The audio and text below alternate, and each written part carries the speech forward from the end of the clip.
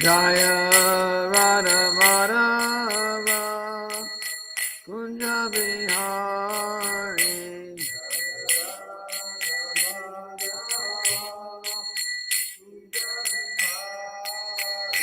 Jaya Radha Madhava Kunja Bihari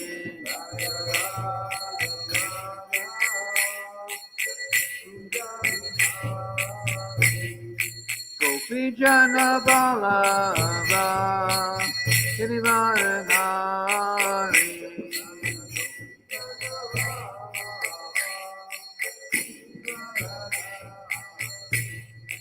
Gopi Jana Balava Girivaranari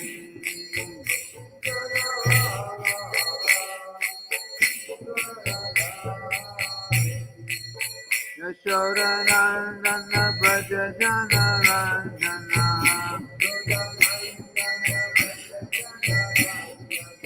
Yashodanandana Braja Jana Ranjana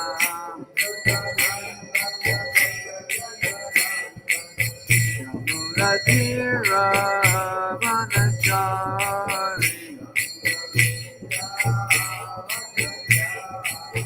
Yamuna Tira Vanachari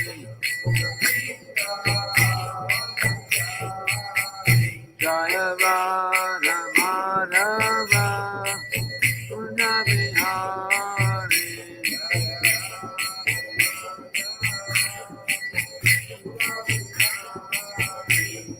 Gopi Jana Malava Girivaradhari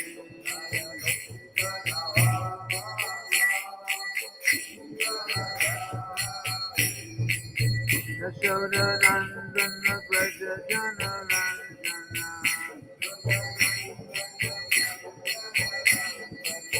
Yamuna Tira Vanachari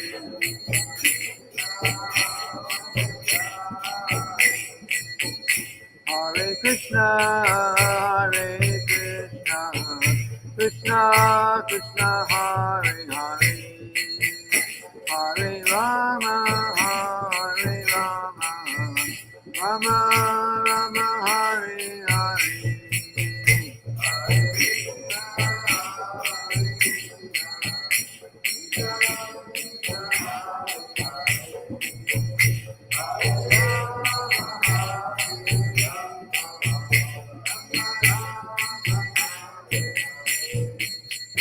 Hare Krishna, Hare Krishna, Krishna Krishna, Hare Hare, Hare Rama, Hare Rama, Rama Rama, Hare Hare.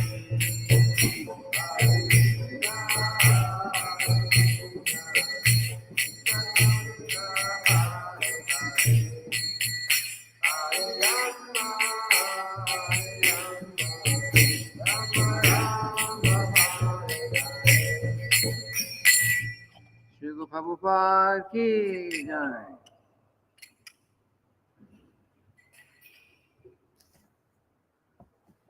Om Namo Bhagavate Vasudevaya. Om Namo Bhagavate Vasudevaya. Om Namo Bhagavate Vasudevaya.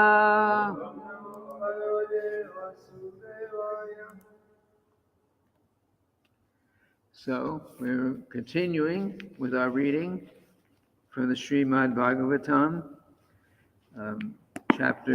Canto 8, starting today with Chapter 6, Text 1. The chapter is called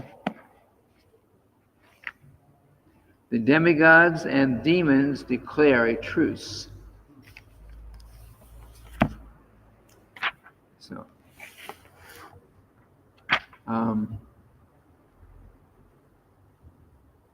Shri Sukha Uvacha Evan Stuta Suraganair Bhagavan Harir Ishwaraha Tesham Avir Abud Rajan Sahasrar Kodaya Jutihi Shri Sukha Uvacha Evan Stuta Suraganaya Bhagavan Harir Ishwaraha Tesham Avir Abud Rajan Sahasrar Kodaya Jutihi Shri Sukha Uvacha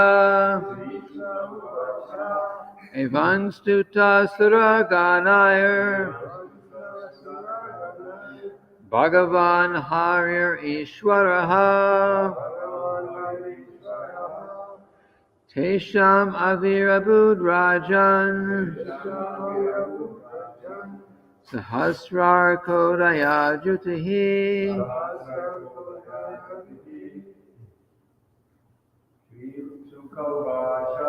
Shri Sukha Uvacha Evan Stuta Suraganaya Bhagavan Harir Ishwaraha Teshan Avir Abud Rajan Sahasra Kodaya Jutihi Shri Sukha Uvacha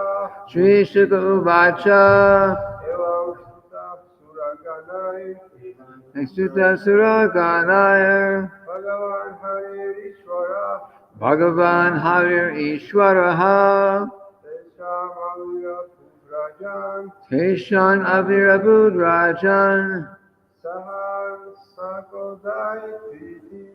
Sahasrar Kodaya Jutihi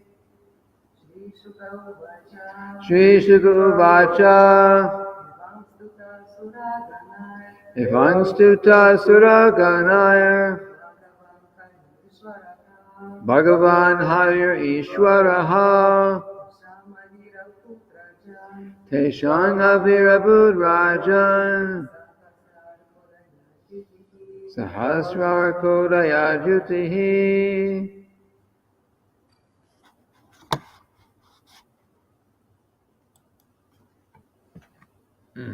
Word for word synonyms. Shri Sukha Uvacha Shri Sukadeva Goswami said, Evam, in this way, Sutaha, being worshipped by prayers, Suraganai, by the demigods, Bhagavan, the Supreme Personality of Godhead, Hari, the vanquisher of all inauspiciousness, Ishwaraha, the Supreme Controller, Tesham, in front of Lord Brahma and all the demigods, Avir Abut, appeared there, Rajan, O King Parikshit, Sahasra, of thousands, Arka, of suns, Udaya, like the rising, Jutihi, his effulgence.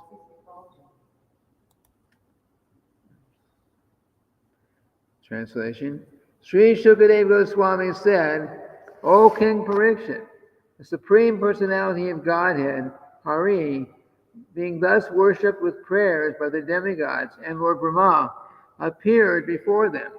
His bodily effulgence resembled the simultaneous rising of thousands of suns. Repeat after me. Sri Shukadev Goswami said, O King Parikshit, the Supreme Personality of Godhead, Hari, being thus worshipped with prayers by the demigods and Lord Brahma, appeared before them. His bodily effulgence resembled the simultaneously rising of thousands of suns. Wow. Can you imagine? We see one sun coming up and you can't even look directly at it. And here's the Lord appearing before the demigods. He was effulgent as thousands of suns. It's hard to imagine. So this is the beginning of the chapter. So there's a little introductory before. So let's read that first and then we'll read the purport. This chapter describes how the Lord appeared before the demigods when they offered him their prayers. Following the advice of the Supreme Personality of Godhead, the demigods executed a truce with the demons for the purpose of churning nectar from the sea. Because of the prayers offered by the demigods in the previous chapter, Lord Kshirodakshai Vishnu was pleased with the demigods, and thus he appeared before them. The demigods were almost blinded by his transcendental bodily effulgence. At first, therefore, they could not even see any part of his body. After some time, however, Lord Brahma could see the Lord. He, along with Lord Shiva, began offering the Lord prayers. Lord Brahma said, the Supreme Personality of Godhead, being beyond birth and death, is eternal. He has no material qualities, yet he is the ocean of unlimited, auspicious qualities. He is subtler than the most subtle. He is invisible, and his form is inconceivable. He is worshipable for all the demigods.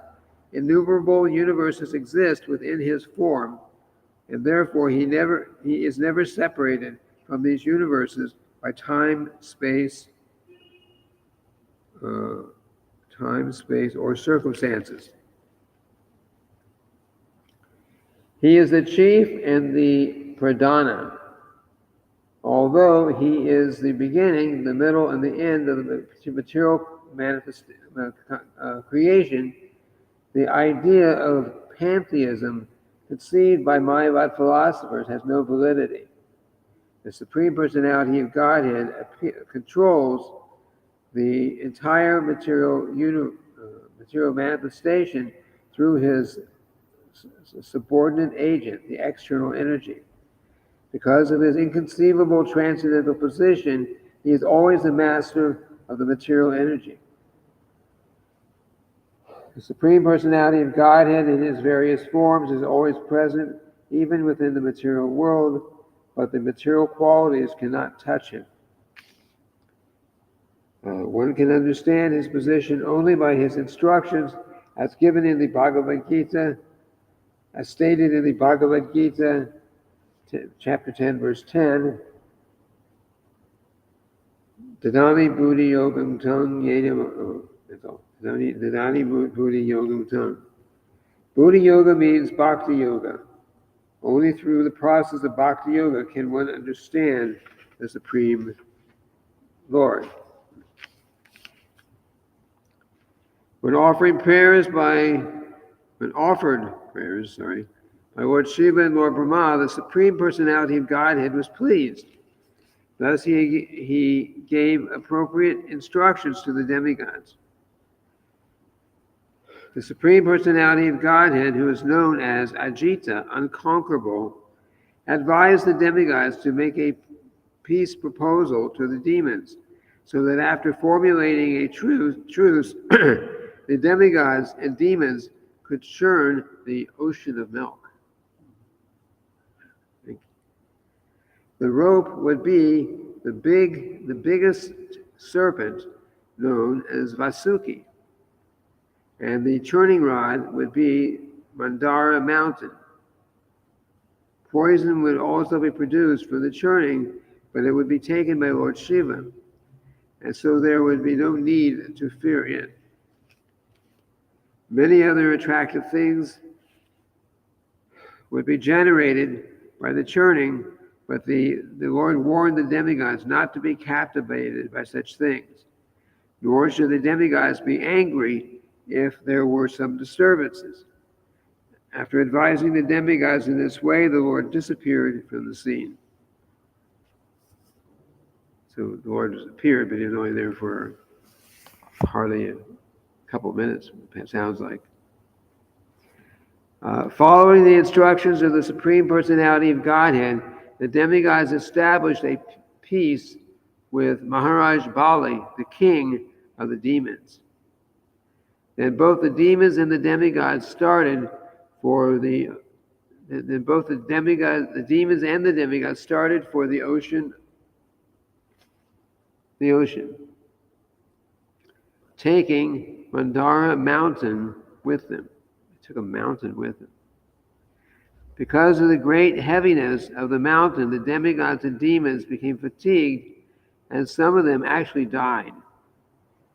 Then the Supreme Personality of Godhead, Vishnu, appeared there on the back of his carrier, Garuda, and by his mercy he brought these demigods and demons back to life. The Lord then lifted the mountain with one of his hands and placed it on the back of Garuda.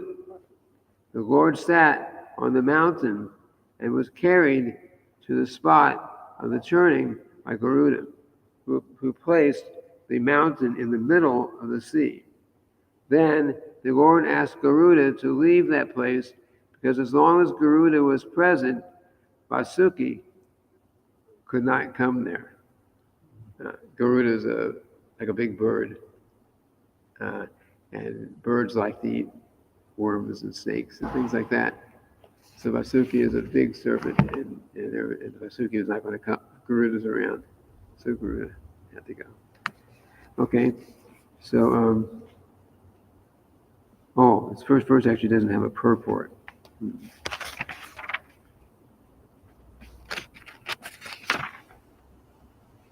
Here's the second one. Third one does. So, okay. So let me just read the translations for the first few. One we just read, and the two after that. Sri Sukadeva Goswami said, O King Parikshit, the Supreme Personality of Godhead, Hari, being thus worshipped with prayers by the demigods and Lord Brahma, appeared before them. His bodily effulgence resembled the simultaneous rising of thousands of suns. The vision of all the demigods was blocked by the Lord's effulgence. Thus they could see neither the sky, the directions, the land, nor even themselves, what to speak of seeing the Lord, who was present before them. And then 4 verses together. Lord Brahma, along with Lord Shiva, saw the crystal clear personal beauty of the Supreme Personality of Godhead, whose blackish body resembled a Markata gem, whose eyes are reddish like the depth of a lotus, who is dressed with garments that are yellow like molten gold, and whose entire body is attractively decorated. They saw his beautiful, smiling, lotus-like face crowned by a helmet bedecked with valuable jewels. The Lord has attractive eyebrows, and his cheeks are adorned with earrings. Lord Brahma and Lord Shiva saw the belt of the Lord's waist, on the Lord's waist, the bangles on his arms, and the necklace on his chest, and the ankle bells on his legs. The Lord is bedecked with flower garlands. His neck is decorated with the Kaustuba gem, and he carries with him the goddess of fortune and his personal weapons like his disc and club. When Lord Brahma saw with Lord Shiva and the other demigods, when Lord Brahma, along with Lord Shiva and the other demigods, saw the form of the Lord, they all immediately fell to the ground, offering their obeisances. And one more translation and the purport. Lord Brahma said, although you are never born, praying to the Lord, your appearance and disappearance as an incarnation never cease. You are always free from the material qualities, and you are the shelter of the transcendental bliss, resembling an ocean. Eternally existing in your transcendental form, you are the supreme subtle of the most extreme.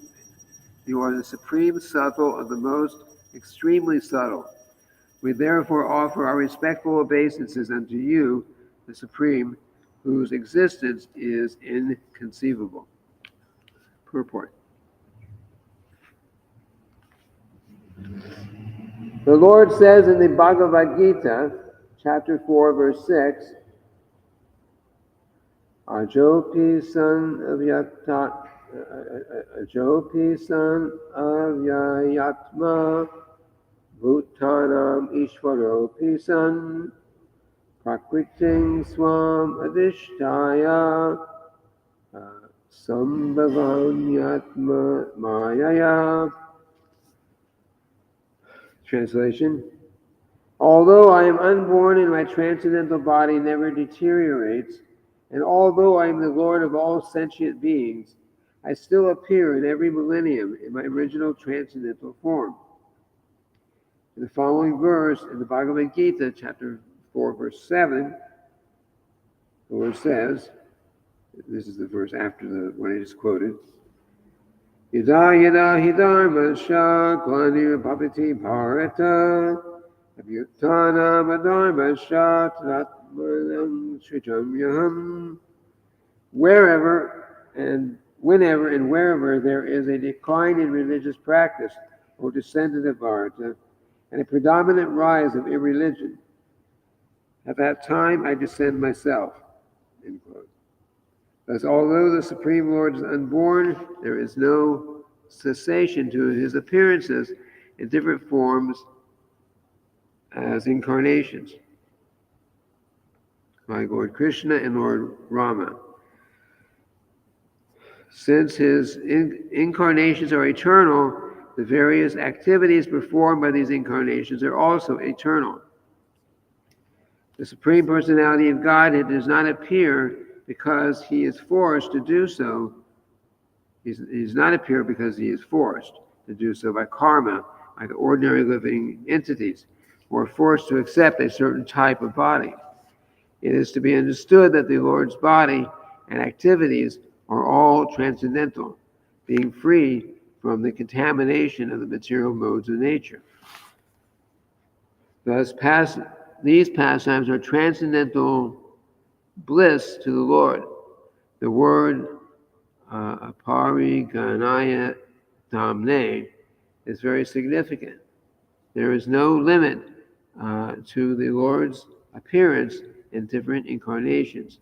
All of these incarnations are eternal, blissful, and full of knowledge.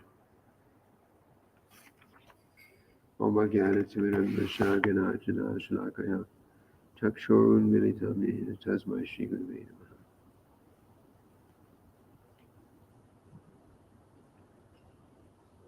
So we're entering into the next phase of this history. I don't know what we got a hint of what the truce was. So the Lord's always in favor of the demigods.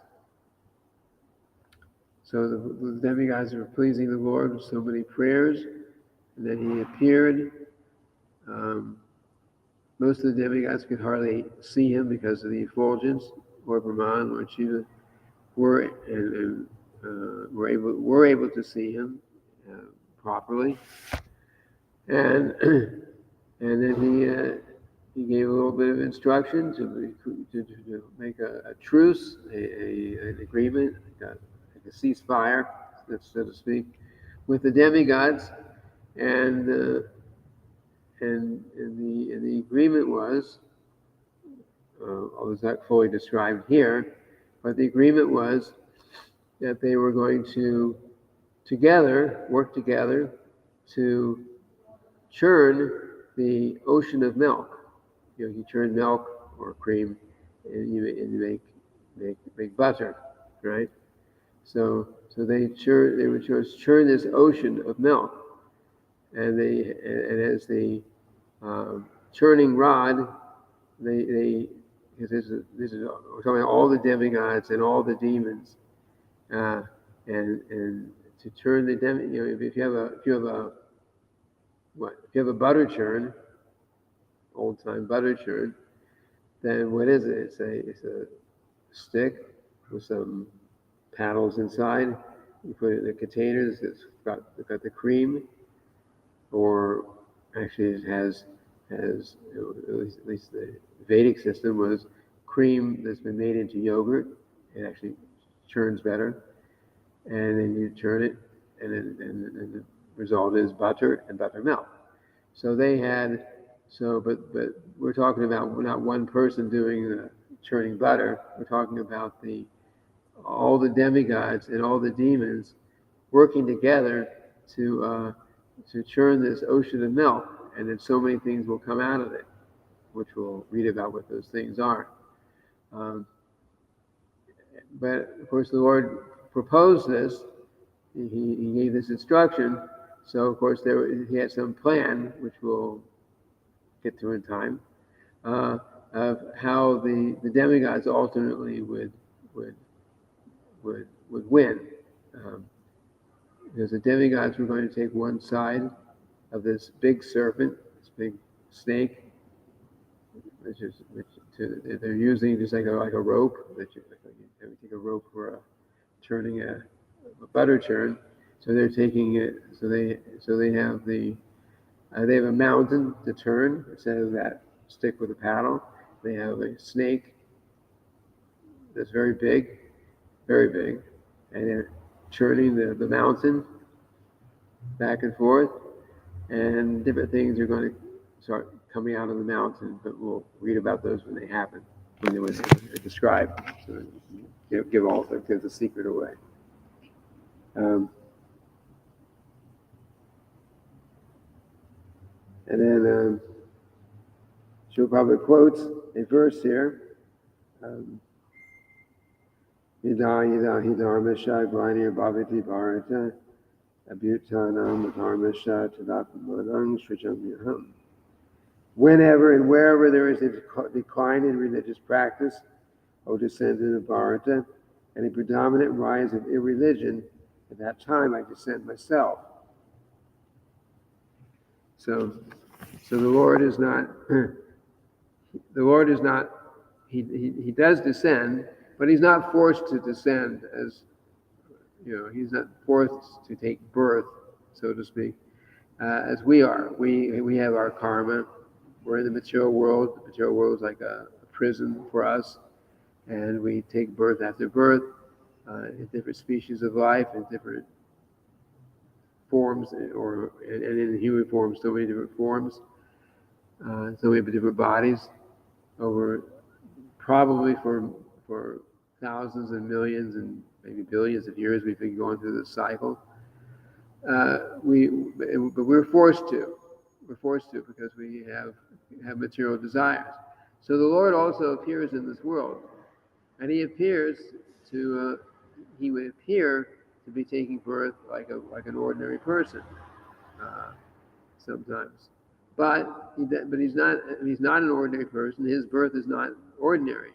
His birth or his appearance. We don't usually say birth in terms of the Lord. He comes in this world at his free will, and he comes when he wants to come, and he comes when he's because when he wants to come, and he comes in the form that he wants to come in. So the Lord can appear in many, many different incarnations. He has. We know so many of them. Krishna comes himself as Krishna. He's come previous to that. One of the incarnations previous was Lord Ramachandra. It's the same Lord, but he appeared at that time. And the early part of the universal creation, he was there as the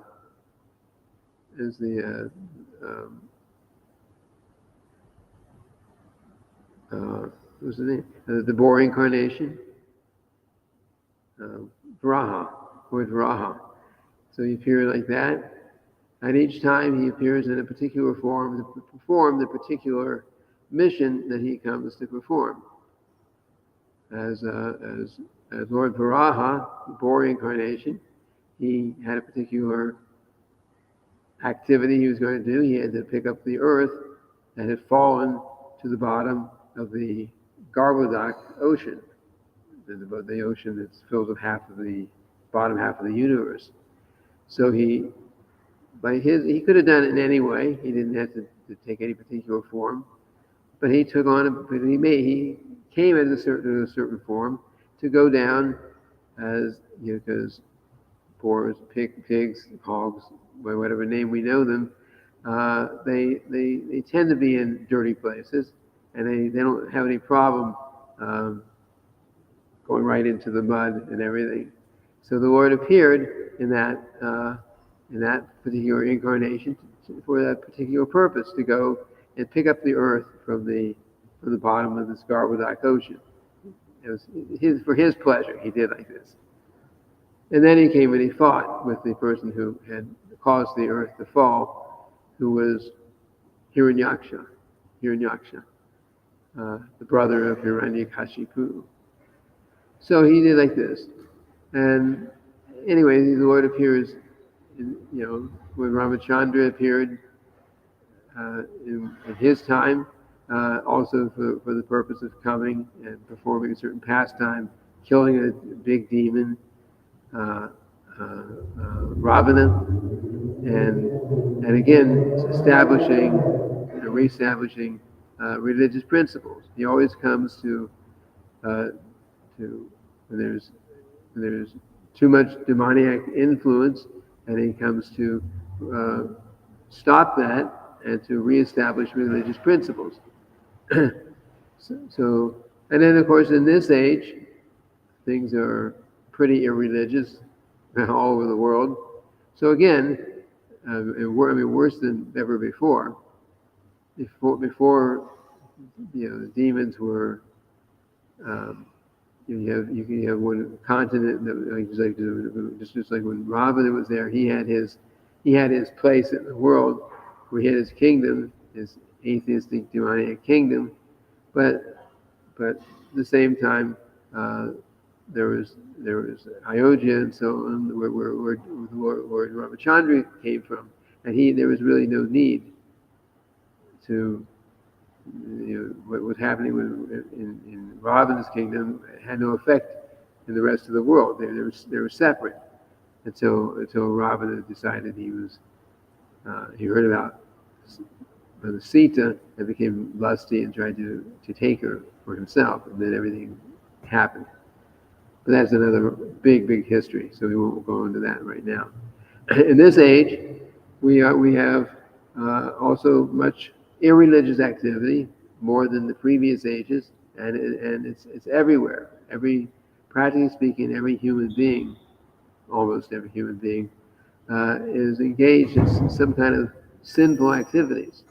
The whole world is turning. Srila Prabhupada actually writes, the whole world is turning on the basis. Jai Shishi Gaura-Nitai, Shishi Radha Braja Vihari, Jagannath, Balaram, Lady Subhadra, Shri Prabhupada Maharaj Ki. It says that the whole world is turning on the basis of sex life. So that means, goal is sex, but then practically everything else that goes on in the world, materially speaking, leads to that conclusion of sex. So the whole world's turning like that. Anyway, the point is there's a lot of sinful activities going on. But in this age, unlike the previous ages, the big avatar for this age is, of course, Lord Chaitanya. But unlike the previous ages, when the Lord would have come and kill the demons, in this age, the demon and the devotee, it's all mixed. Demonic mentality, divine mentality. So if Lord Chaitanya killed everyone who was not a dedicated devotee of the Lord, we wouldn't be sitting here having this class right now. we would have been gone. He would have killed everyone. But that was not Lord Chaitanya's mission. He knew that. So he didn't come here actually to kill anyone who had some materialistic mentality, because that would be basically everyone in the entire world at this time. So what he came to do was to kill the demoniac mentality. The demoniac mentality, not kill the body, not destroy the body of so many people that are not devotees of the Lord, but to kill the demoniac mentality. And because we are so fallen in this age, we cannot. You can't. The Lord knew that there's no way that people in general are going to just sit down and follow the previous different kinds of systems for self-realization. It wouldn't be possible. Every age you practiced some activity, and then when you became pure enough, then finally you engaged in devotional service. But that was not. This is not going to happen in Kali Yuga. So Lord Chaitanya gave us the process for this age, which is chanting the holy names of the Lord, which is devotional service. Shravanam, Kirtanam, Vishnu Smaranam. That he's giving us that method, which is devotional service. We don't have to do something for many, many, many years, purify our senses, purify our mind, control our mind, and then finally engage in devotional service. We start off engaging in devotional service, and the process is joyful. One of the whose song? I don't remember which song. Kevalananda Kanda. This process is simply joyful. It says. It's in the song. Well, maybe Bhagavad Gita too. Yeah, Kevalananda Kanda. Anyway, the process that we follow is actually joyful. It's not like you had to sit like the Satya Yuga, sitting in the middle of a ring of fire under the hot sun and trying to meditate on the Lord in the heart all day and all night for thousands and thousands of years. That's just brutal. But they would do that until they get to a certain point, and then they go to the topmost level in due course of time, and that topmost level in the Ashtanga Yoga system was Bhakti Yoga. But that's just not going to happen in Kali Yuga. It's not possible. So we have to start off by engaging in devotional service. So we hear about, we chant about. From that hearing and chanting, we remember the Lord. We become and gradually get purified because of that. And it's not that once we get purified, then we have to give that up and go on to something else. No, the process that we're practicing is also the process that we live by in our perfection. Spiritual world, everyone chants Hare Krishna too. They glorify Krishna. So what we get attached to here in terms of devotional service, even in the spiritual world, we can continue. Depending on your relationship with Krishna, you can you're glorifying the Lord. If you like cooking, maybe you have a service, an eternal service of cooking for Krishna. And maybe you have you like making flower garlands. Maybe you may eternally make flower garlands every day for Krishna. Krishna has so many flower garlands. It's called Vana. What's the word? Vanamali, I think. It's always covered with forest garlands and forest flowers and so many garlands all the time, because there's always devotees making garlands for him constantly in the spiritual world. So, and whatever, we can develop a very intimate relationship with Krishna.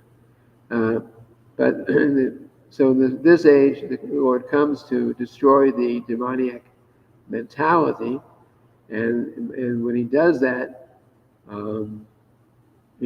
by purifying the soul, not purifying the soul, purifying the materialistic mentality.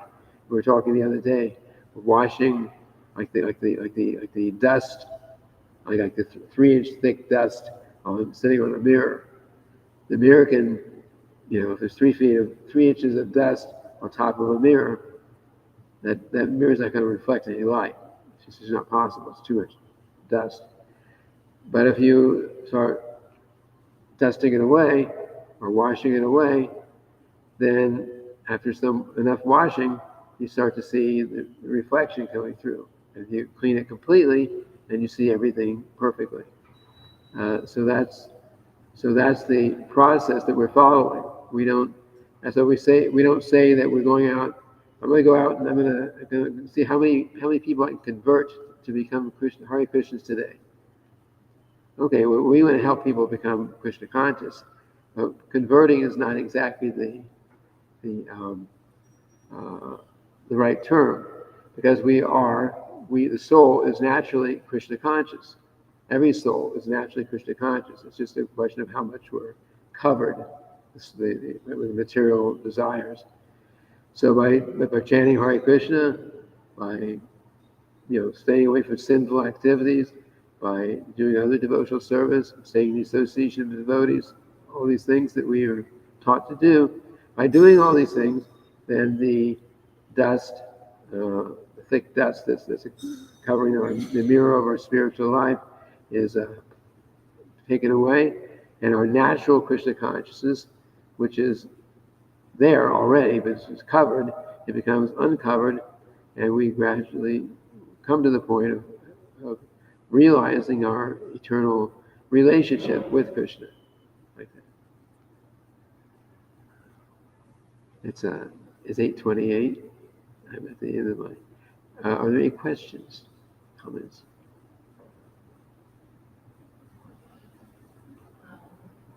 It was mentioned that Lord appeared in a particular form, the color of his body, the garments. So he has so many forms. Is this the ultimate form, or what? They were praying to the Lord as Sweta Dweep, and so his form there is Vishnu form, forearm form. So the Lord has has many forms. He has the original form, like here, Krishna, 2 arms, playing a flute, like that. And then he has his Vishnu form, Vishnu or Narayan form, who has 4 arms. And the Lord in his forearm form carries in his hands different things: conch shell, the club, the disc, and he has a lotus flower too. So he has these 4 items. So Kshirodakshai Vishnu appears in that form, and that's what they would have seen.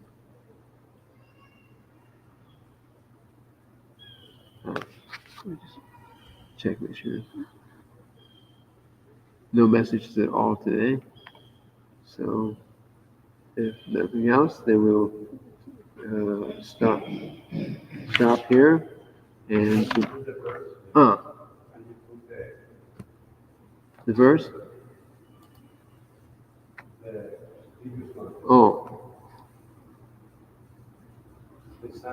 The Sanskrit. Yeah.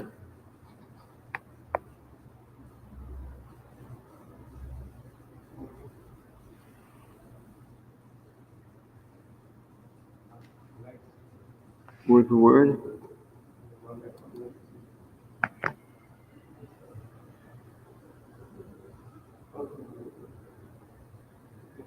Okay. Okay, so there's nothing more, then we'll stop now. Today is Thursday, so tomorrow we read Srila Prabhupada's Nectar. Okay? Srila Prabhupada ki jai.